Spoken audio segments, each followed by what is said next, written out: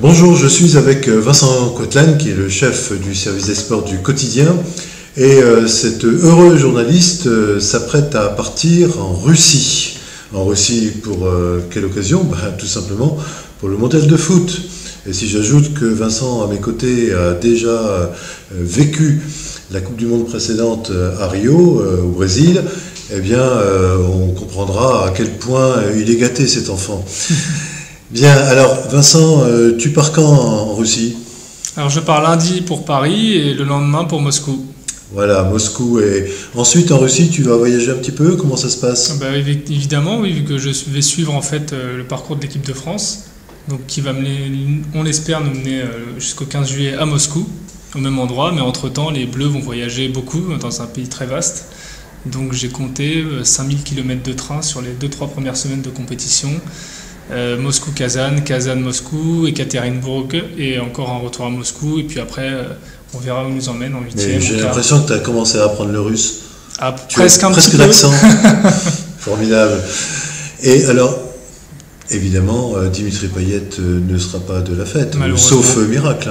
Non, maintenant c'est un peu tard, surtout qu'il n'a même pas été retenu dans la liste des réservistes. Donc il y a peu de chances que même en cas de coup dur, en cas de pépin physique d'un joueur des 23, ils viennent se substituer à ce joueur-là. Donc malheureusement, on va devoir tirer une croix sur notre Dimitri Pays. C'est bien dommage. Voilà, donc on a un Domien qui est guadeloupéen d'origine, chez les Bleus. L'absence de Payet ne va pas empêcher le quotidien d'assurer une couverture comme il se doit, à la fois intéressante, riche et circonstanciée. Mais pas du tout, ça avait été le cas déjà au Brésil en 2014, Payet n'était pas sélectionné, mais nous avions quand même pu donner un petit peu le pouls de ce mondial dans la population brésilienne et avec les supporters français au cœur de l'événement, nous ferons la même chose exactement en Russie. On sera au cœur des supporters, on suivra les quelques Réunionnais, les courageux Réunionnais qui ont fait le long déplacement, parce que c'est un long et très coûteux déplacement. Les quelques Réunionnais qui vivent là-bas? Les quelques Réunionnais qui vivent là-bas également, on va essayer de les débusquer et puis voir toute l'ambiance et l'organisation autour de cette manifestation unique au monde.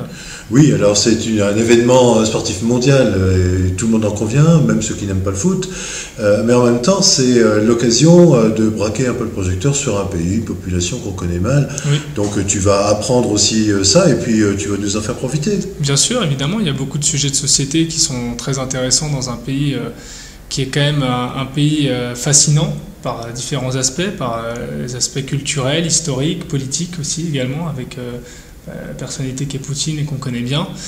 Voilà, comment traite-t-on le journalisme en Russie, quel est l'état du sport en Russie, parce que beaucoup de questions se posent depuis les scandales de dopage. Il y a beaucoup de questions auxquelles on va essayer de tenter d'apporter quelques réponses à notre petit niveau durant ce long reportage. Voilà. Donc c'est un long séjour qui va être aussi très laborieux. Tous les jours, on aura au moins 2 pages sur l'événement dans le quotidien. Au moins 2 pages rédigées par la rédaction locale des sports.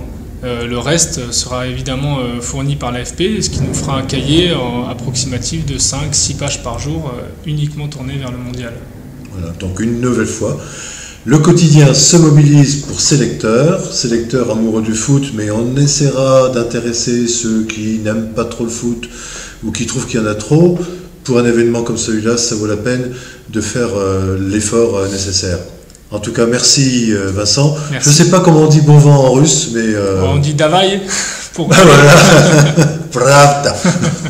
Merci, au revoir.